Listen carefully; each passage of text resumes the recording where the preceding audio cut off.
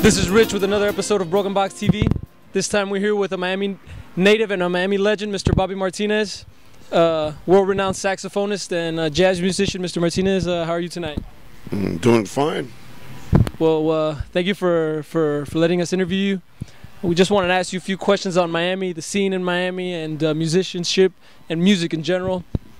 First of all, we know you're teaching music in Madrid. Am I correct?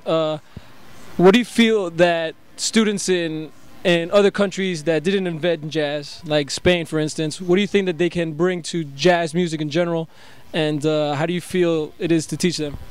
Well, the new generation in Spain are picking up jazz like really fast and well, and as a matter of fact, right now there are very many Spanish jazz musicians world-renowned now, and they're doing really well. I mean, fantastic. As a matter of fact, a lot of jazz musicians from New York are going to Spain all the time, and a lot of them stay. Interesting. I didn't know that.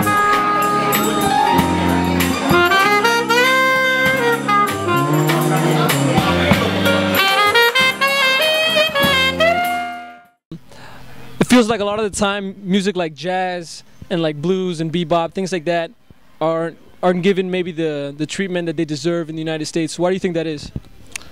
I think maybe there's been like a little lack of education to the kids in school, you know, at a young age and within music. So, you know, they grow up and they don't know how to, you know, what's the choice of music, the differences. So the minorest thing for them is fantastic.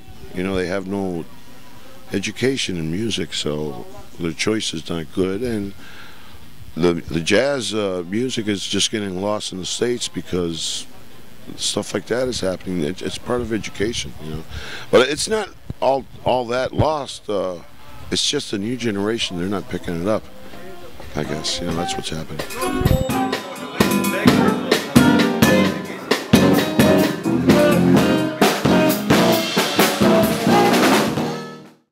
There's still some young American jazz musicians. Most notably, recently, there was a young bassist by the name of Esmeralda Spalding. What do you think about young musicians and what they can do for jazz? There's incredible young musicians that are coming out that play just fantastic. Esperanza Spalding is one of them, and there's very many. Mark Turner, Joshua Redman, there's a bunch, you know, so that's not the case. The thing is, like, for instance, they make more of a work living outside more in Europe than they do here in the States, you know, and most of cats like that are in New York, really. No other place, you know. So Miami is increasingly becoming more of an international city, reaching more broad appeal in terms of worldwide artistic development, things like that. How do you feel like Miami can really take hold of music and use it to its advantage to become a great music scene like places like Chicago and Nashville and New York? How do you think Miami can become like one of those places in terms of live music?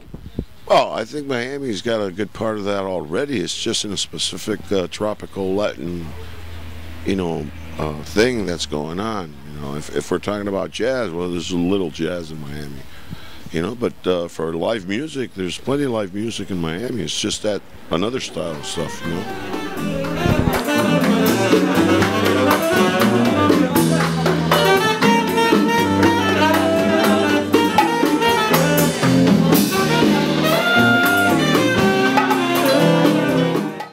And finally, we want to ask you, being a saxophonist, some maybe obvious influences like John Coltrane and Charlie Parker.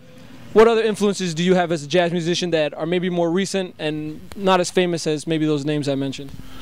I'm a big fan of Berganzi,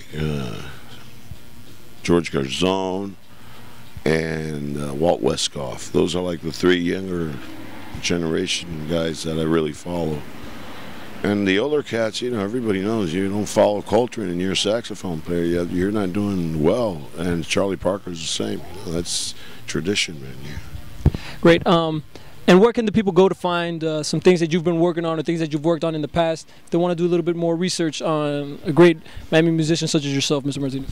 Well, I think most of the stuff is being sold on internet. You can get my music on internet someplace. I wouldn't tell you where, but I know people find it, you know. Definitely. And there's some stores around have some of my stuff. I don't know here in Miami. I know there's a couple in New York and in Spain and a little in France. But I don't think in Miami you'll find any of my stuff unless you get on internet. So remember to Google Bobby Martinez. This has been another episode of BrokenBox TV.